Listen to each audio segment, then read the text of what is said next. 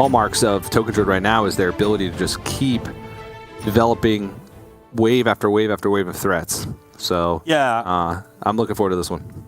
And one of the big deals is that Soul of the Forest. I'm not suggesting you keep it, but because of that board clear, the Twisting Nether being so slow, you quite often get to get 3 minions down and then Soul of the Forest going into that Twisting Nether turn, and the Warlock's like, oh, well, I can't kill all your things now.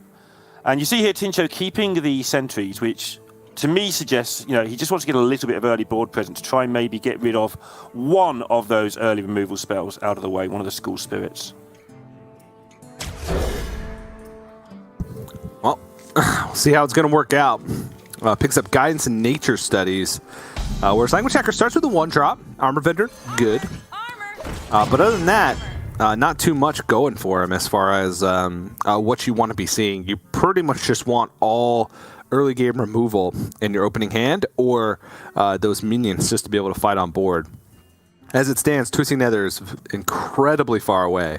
Talon Forging, which will most likely draw the Yasharaj, not the best, because Yasharaj is, I would say, almost an unplayable card in this matchup, because even if you get corrupted things down, you've probably already won the game and don't need Yasharaj to come back, but we shall see. All right, well, another Armor Vendor and a Spirit Jailer picked up off the top here for lnguagehackr. He's got himself at least somewhat of a decent start here. Tincho's ripped the Fungal Fortunes. I was actually quite interested in his choice a minute ago between the Solar Eclipse, when he's already got one, and the Feral Rage, which is just some extra damage to finish off a game sometimes out of the blue, maybe messes up calculations. And he made that choice really quickly, so I think he's played this a lot. Yeah, a lot of times you want to go for big bursts of boards, especially if you don't have the Gibberling opening. You don't want to just have incremental boards, because that lets your opponent have incremental removal. And I think that's where Warlock succeeds the most, right? They have like Drain Soul, Soul Shear, to be able to deal with small waves of threats at a time. It's when you start making these bigger boards that they struggle with. They can only deal 2 damage AoE. And when we say that Druid sometimes looks like a pile of trash, look at those cards. Hand only a mother could love. What is it? Yeah. I mean, this hand can pop off with like a single draw, right? Glowfly Swarm, even Arbor Up, even though he's a couple turns away because of the Solar Eclipse plus Armor Up. Arbor Up, Gibberling as well. Tincho also has a couple of cards that can help him shore up some of the weaknesses, right? I was thinking Resizing Pouch instead of Innervate, but again, that goes against what I said about trying to go for those bursty mini turns. But Guidance can be incredibly helpful when trying to find a game plan. So we'll see how it's going to work out, but lnguagehackr here has to make a decision. Goes for the life tap, and now it's Drain Soul or Armor Vendor. I always like minions first over spells, even though it's floating mana, if only because you want to be able to fight for board, whereas the spells can come out instantly. But lnguagehackr, because of how expensive his hand is right now, I think he wants to go for more mana-efficient plays, so that way he can squeeze in a little bit more as the game progresses. Yeah, more innovates. See if you can get something off his Guidance before I go back to my thought there. Well, Runic Carvings is a card he can play. Yeah, I mean, he could make use of the coin, the Innervate, to get the Runic Carvings out. The problem is that gets taken down by 1 School Spirits. Yeah. Not playing it and buffing it up in the same turn, which is usually what you want to do to try and play around some type of AoE. It's getting late. I wonder if you play this and then just trust your deck. There's a lot of outs in your deck. So you could play this now and then just trust your deck to give you a Gibberling or a Glowfly Swarm next turn, and just trust the deck, because you're behind. You're a long way behind. I like the gamble here, to be honest. Even though you're expecting it to get blown up by School Spirits, which, as we can see, isn't actually there. Mm-hmm. But that's not my reasoning. My reasoning is you want to draw 2 times in a row, just get lucky. Yeah. Very small thing, but Tincho used the Innervate from his Nature Studies instead of the natural Innervate. I'm not sure.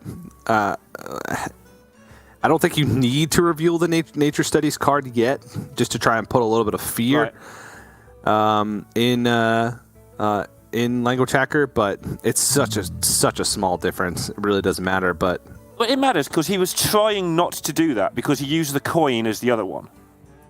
So if he didn't care at all, he'd have just used both innovates at random. So he did care. He just didn't realise one was slightly more revealable than the other. Yeah. Good word. Oh, there you go. Trust the deck. Yeah. All right, so we're playing. The hard part here is the Grandmasters, right? This would be a sick turn if that was literally any other 5-drop in the game. Yeah, which is oddly enough why they put this one in the deck. Yeah. I guess. But this is going to be an insane turn. The double up on the Pride's Fury here, even with the 2/2 taunts, it really doesn't matter because this board is just honestly too big for Language Hacker to deal with. I can't think of a... okay, well, I mean, this is one of the only boards that Hysteria might do something against.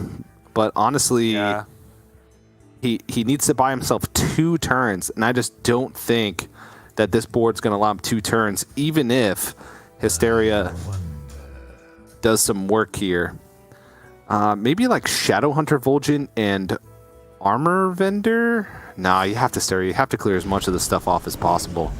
Yeah, and he'll be terrified because what's Tincho's hand? Like, he's expecting loads of buffs and things. As it happens, Tincho's hand is, is one of those druid hands that you don't particularly like. But from Hacker's perspective, those cards have been there a while. They're all buffs and, game-winning cards. He has to go for any sort of clear he can get. Yeah. Pretty brutal. Pretty much any... okay. Well, Glowfly Swarm doesn't do anything for Tincho here, so that's effectively a dead draw, at least for now. But does have Guess the Weight, is overloaded for 2, so maybe Language Hacker can buy himself a turn here. He's got Sociologist Militia for the follow-up.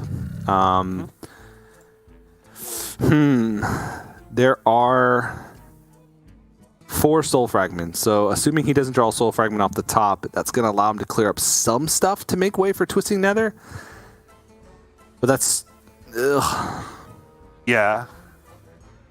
But, Tincho can't put all this into the face. There's too much going on here. He's got to hold back and tidy up ogres and all that sort of stuff.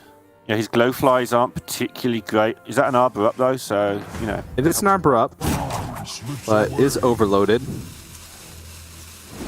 Hitting a 5-drop off the first Guess the Weight is the ideal outcome because it's always less or equal.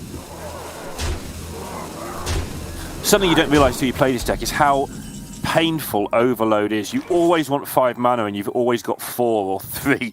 It's so irritating. You really don't like overloading here, and he had to do it with the card last turn. Yeah.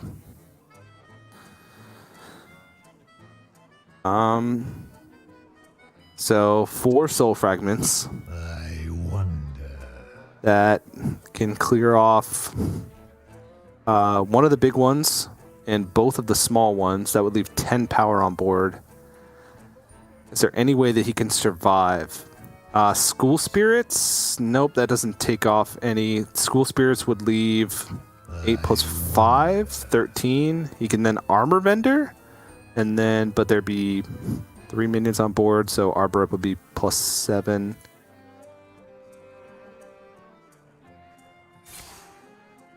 Yeah, School Spirits, I think, gains more health. And if he lives through this next turn, Twisting Nether does make it interesting, because then he does start putting down taunts and things. Yeah, that's but, dull. Yeah. I mean, Language Hacker made the play that let him survive a single Arbor Up, right? So that was Sociologist Militia on 7, 4 Soul Fragments. That's a good amount. Feels like that would be like the optimal play because you put the most board presence. It feels like it'd do more. But the School Spirits plus Armor Vendor was the best likelihood that he survived one more turn, right? Because Arbor Up is the card that your opponent's most likely to have. That's an actual buff, right? Since he already saw Power of the Water, he already saw Pride's Fury. Arbor Up is the most likely. So I like the way Language Hacker played that. Just unfortunately needed one more turn, and that's what I was talking about. It's just hard to continuously board clear against Druid, because as long as they go for these bursty turns like the prize for your turn that we saw from Tincho, it's out of range of all of your removal. School Spirits does almost nothing against that type of board, so that's a tough one.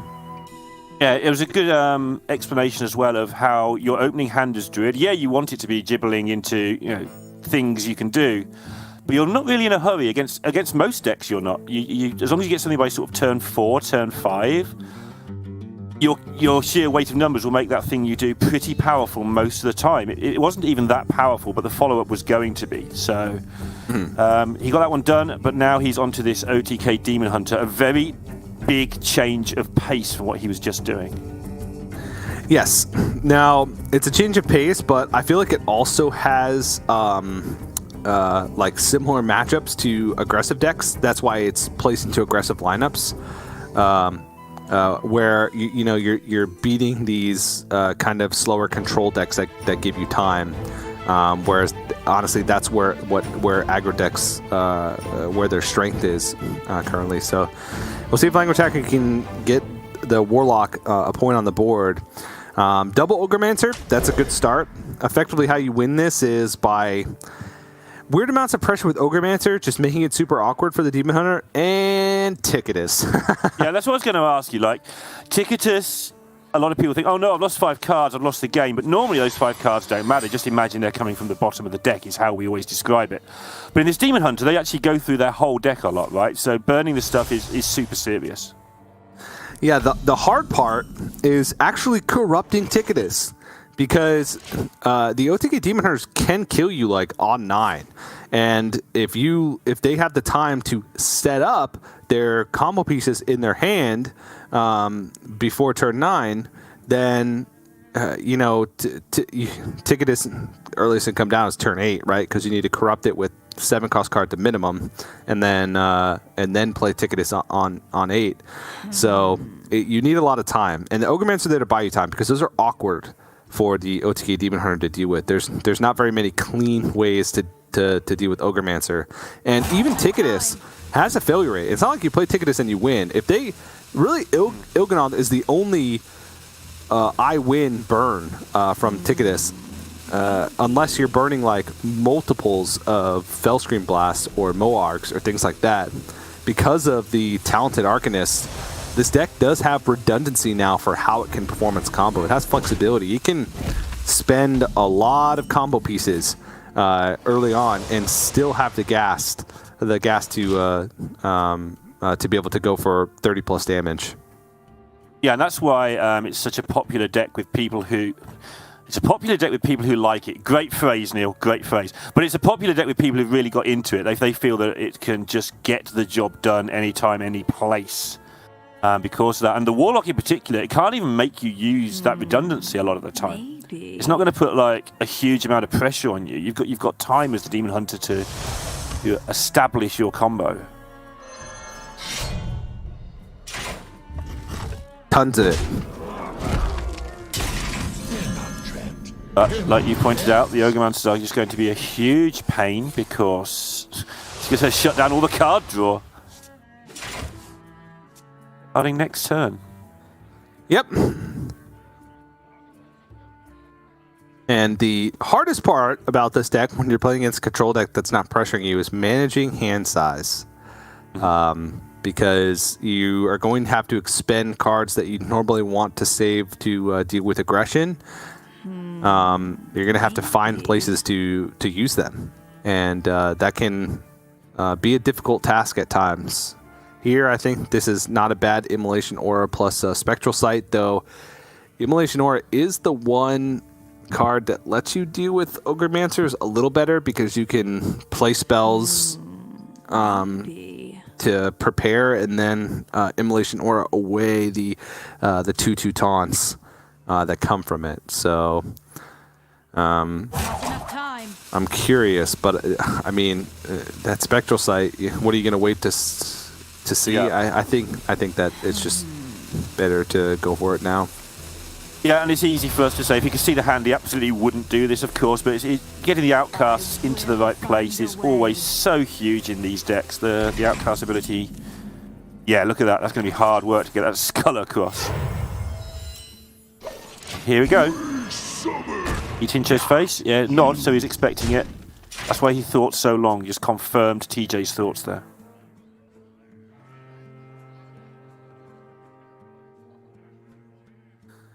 Okay, well, Tincho could hit Talented Arcanist and I-Beam to deal with this one. It would summon a 2/2, but at least the Ogremancer would be dealt with.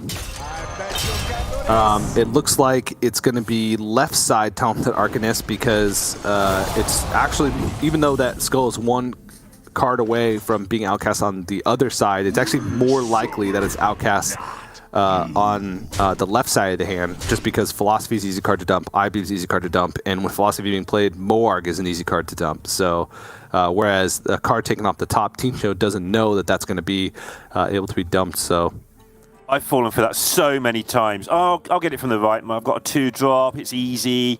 And then you draw a 1. It's, yeah, I'm going to get my skull next turn. And then you draw a 5-drop. And you're like, oh, why? And then it just never gets cast. And I haven't moved my left. So it sticks in the middle of my hand. And it's just, yeah, it goes horribly wrong. So I definitely approve of doing it this way. I think Tincho approves of seeing 2 Ogremances in 2 turns, though. yeah, this is going to get awkward because Tincho needs to get that skull, right? But in order to get to that skull, he's going to need to cast a lot of spells. Well, 2 spells, but they're not great spells to dump on this board because he can't reach the Ogremancer, right? Because I-Beam will only deal 6. So even if he Philosophies Moarg's I-Beams, that's still only 6 damage. That Ogremancer's still going to live. And he's not guaranteed to pick up that second Immolation Ore from the skull to try and sweep everything away. I always love, and this is not a criticism of his play at all. You reasoned out why he might do that last turn, how he did. But your actions in this game have consequences. That Immolation Aura that he deliberated over for so long, how much would he like to still have that now? But obviously he got positives out of it. He drew a lot of cards since then and advanced his game plan significantly. Yeah, he would have had to deal with it eventually, and then the second one would have come down, and he wouldn't have been able to deal with it. So he'd kind of be back in square one, honestly, it seems at this point. But it seemed like Tincho did want to go for the I-Beam last turn, but didn't get it off because he was torn. So we kind of threw out this Moarg for nothing, but honestly, that's a very difficult situation. I couldn't find a single play that bails him out of that, or at least like opens him up an out for an out. Getting the I-Beam off means that if he rips Immolation Ore off the top, he has an out, but that's a 1 in 18. That's very unlikely. He still has the ability to go I-Beam plus Skull next turn, so that is one benefit, but now Language Hacker gets essentially full initiative. It's just his hand is chock full of removal, and I think he needs some type of... Yeah, he'd love to have a 3-4 right now, just to put on the board and say, I'm a 3-4. Like, because he's not quite got enough pressure here, even with the Ogremancer. It's annoying, it's a lot of pressure, but it's not... He would love to have just a little bit more attack out there right now. Yeah. Because Tincho's basically being allowed to ignore this. Yep. But this will be a clear on the Ogremancer, I-Beam, Immolation Ore, and Aldraki Warblade. So that ended up working out incredibly well. Skull off the top into essentially the 2 cards exactly that deal with this board plus a second Ogremancer. So, it's only 2. But it's the really only thing he can do. The bummer is Language Hacker doesn't have Ticketus in his hand. That would have been the perfect time to corrupt it. It's an empty board. He plays a 7-drop. That's actually decent. I at this point, I'm not sure if Language Hacker's got the gas to be able to get there before Tincho picks up this combo. And Language Hacker's been very vocal about the fact that this week his lineup was really unlucky. Like it would have beaten. I don't remember the exact numbers he gave, but out of his sort of 14 opponents, like he was favoured against 11 and not favoured against 3, and he's played 2 of the 3, something like that. So his reactions are just that frustration. sort of compounding. Or why has my opponent got skull here? Why has this happened? Why has that happened? You can get into that mindset if you're not careful. Yeah. So Tincho looks stressed out here because he's incredibly worried about Ticketus. Okay. Because he has not drawn Il'gynoth yet. There's only 7 cards left in his deck. Ticketus is, if it was corrupted when come down, would be very likely to hit the Il'gynoth. Because Tincho, he's an Il'gynoth away from winning the game. He's got Talented Arcanist, Moarg, double Fellscream Blast in hand. All of it's reduced. I mean, he could do the combo with almost no mana. And look at Tincho. He thinks it's coming. It's not, buddy. You're okay. You can relax. And this is something actually I think that Tincho has to get over at some point. And while he's still new, he's not going to. This has been an aspect of his play, not just in this week's Grandmasters or last week's, but as long as I've seen Tincho, he gets a little bit invested, which is good. But I hope it doesn't affect his play. When he settles down and realizes he belongs in his company, I think he'll be a little bit more calm. Yeah, agreed. And that's game. Right? Hold on. Let's do the math. So 1 Moarg. He can actually do 2 Moargs, right? Because he can Philosophy, that's 1 mana. Raging Fellscreamer, that's 2 mana. 1 Moarg is free. 2 Moargs is 4 mana. Oh, no, he can't. Oh, yeah. And then Talented Arcanist. No, he can't quite do.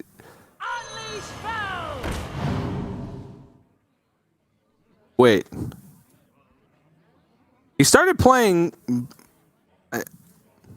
Because now he can only do 1 Moarg and Talented Arcanist, which would be Fellscream Blast would be +3 doubled. That's 8, so it would deal 24. The second Fellscream Blast would only be able to deal 16. Yeah, that's lethal. Okay, I'm going with you on that one, teacher. This is the hugest weak point in all of my Hearthstone is this exact situation in his deck. Because at that point he plays Talented Arcanist, Moarg. Right, that's 2 more mana. Il'gynoth, that's 4 more mana. That would be exactly 6 mana.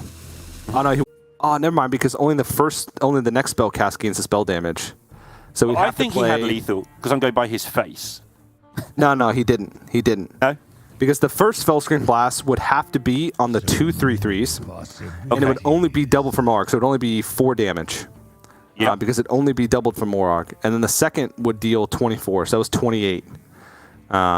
So it actually wasn't lethal that turn because he couldn't. Not enough time. What about both Moargs?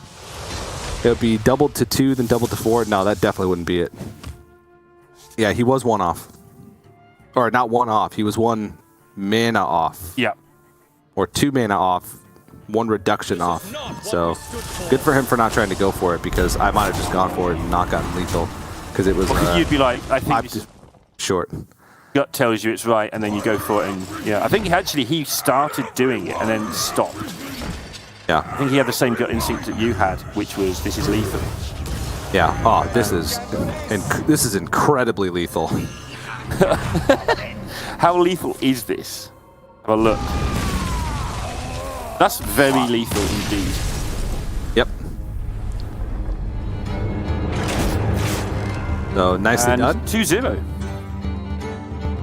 Yeah, and that's expected, right? There are very small windows for lnguagehackr to win. He basically has to ride Grandmasters into the sunset for pressure, or he has to corrupt Ticketus and hit enough combo pieces in order to not allow Tincho to get there. So wasn't able to get it. Now, that game could have been different if that skull hadn't come off the top for Tincho that let him deal with the Grandmaster, because the Grandmaster really does stack up its pressure. With the first Immolation Ore, if the second Immolation Ore was tucked in the bottom of his deck, then he could have just lost the game from being beat up by 2/2s, which was quite big. And you saw he was praying that Ticketus wasn't in hand because the Sociologist Militia would have corrupted it, and he's still at Il'gynoth in deck with only 7 cards. So it's very likely to burn Il'gynoth if it was there. So a pretty rough game again for lnguagehackr, who was that close, right? That close to winning the game, but just wasn't able to get there. I felt like that was the entire story for his Control Warlock last week, and it looks like it could be the story for his Control Warlock this week. Though Aggro Paladin is a better matchup. Hysteria is easier to use. The AoE and incremental removal that Control Warlock has at disposal easier to actually play against the aggressive paladin. The tough part is playing around secrets. Sword of the Fallen comes out early. There's a lot of work that you have to do to keep testing for Oh My Yogg and trying to maximize your odds. Because if you leave one board up, Conviction can do some work. Conviction is absolutely stupid. It's the reason that a lot of people this week have just chosen to switch this more aggressive paladin, because it's very hard to play. I have 2 minions, give them +6 total, but like really badly. You might not play them totally optimally, but that's just a lot of damage for 1 mana. It's a future nerf contender in my book. And I think Kazakus is really, really good in this version. Obviously, we had all the Kazakus discussions about the different version where you're reducing costs all the time. But in this version where you're just playing things on curve, Kazakus is pretty silly. Yes, it is. A lot of cool things that you can do with Kazakus as well, especially against Control Warlock. Stealth goes up in value, so Hysteria can't be used, or at least can't be used easily. Double Sword of the Fallen in the opening hand, though Sword of the Fallen's not nearly as good when you don't have minions to kind of back it up, right? It's best paired. Oh, okay, there we go. Crossroads Gossiper, that's the one. That's the payoff card for the secrets right there. Yeah, that card, is it 6/5? I mean, it can be bigger, but 6/5 is what you're expecting to get from it, right? It's for 3 mana. That's not a bad card, you would say.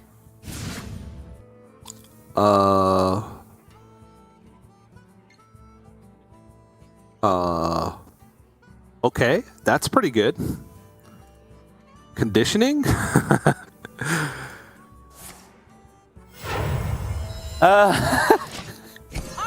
What's he gonna do? Fight on board? It's a 2/4. He's got a Lucky Soul Hoarder that's a 4/5. That's a 3-mana Yeti in his hand. That's sick. Wow. Oh My Yogg is actually incredible. I think in a year's time, we're going to know a lot of these interactions like inside out. For now, a lot of them are still surprises to me on the 0, 1, and 2 manas. But there will come a point where I think most of us will know what risks they're taking exactly with Yogg. And I'm sure people like Hacker already do. Yeah. All right. With the Oh My Yogg now pulled out from his deck, I think he's going to want to swing at first to decide what his play is going to be. Pulls Avenge. So Crossroads Gossiper. That makes sense because it can't be killed on board. And I don't know how aggressively lnguagehackr wants to play into another Oh My Yogg. This is actually tough. This is one of the strengths of Secret Paladin, is just being able to have this disruption where your opponent has to make these decisions of like when to respect and when to not respect certain secrets. Yeah, and good for Hacker there. Well, that didn't work out well. He didn't let his... Maybe he did. Like, he's got this slightly negative mindset right now, and that can get to you. It's like, oh, is it going to be another Yogg? And you've still got to play the odds. But it becomes harder and harder if you're running badly to work out what the correct odds are and what is the right play. You just start expecting the worst thing to happen to you all the time. Yep. And this is going to be difficult to deal with. The secret that was pulled was not Oh My Yogg? I actually don't know. It's not my thing. There's one Galloping Saber in the deck, so it's essentially 50-50. And lnguagehackr's just really hoping that this isn't Oh My Yogg. And yeah, the applause. The Hacker applause. Is he going to buff? Oh, he buffs his own minion. That's nice. How do you like 16, TJ?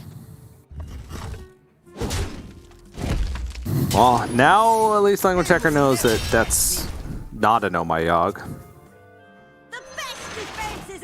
You know the part where I said this sometimes gets bigger than 6/5, but not that much bigger?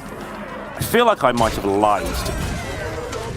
16-13? Wow. I honestly just feel incredibly bad for Language Hacker right now. That is brutal. Double Sword of Fallen, Oh My God, pulled out right in the times when he didn't really have anything to try and play around it with. At the time of the cascading. That being said, Cascading Disaster played. It was a 50-50 whether it was the second Oh My God or Galloping Savior, and it just was Oh My God. If he had been able to hit that, if it wasn't Oh My God and it was Galloping Savior, it's probably a good chance that Language Hacker comes on top of that game because he had room to follow up. He would have had a big minion on